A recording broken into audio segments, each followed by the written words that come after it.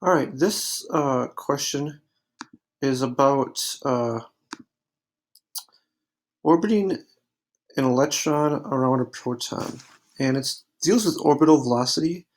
So here's one way to approach it. So let's say we had an electron orbiting a proton.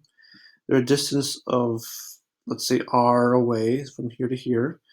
So the force of attraction between these two objects, because one's negative, one's positive, they're going to attract each other with electrostatic force. And the equation for electrostatic force is K times Q over R squared, where R is the distance between them, Q is the charge of one object, other Q is the other charge of the other object, and K is a constant, 9 billion. Now that means that that's the only force acting between them, so that's also the net force. Because it's going around in a circle, your net force is equal to centripetal force, and if you remember, centripetal force is mv squared over r.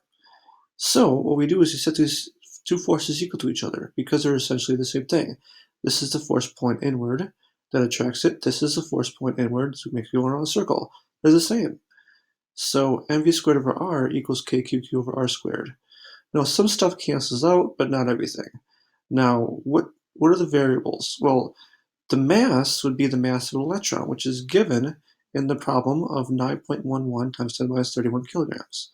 That's the mass of the thing that's orbiting, which is that. The Q's are the same. They're both the Q and Q. This is the charge of a proton.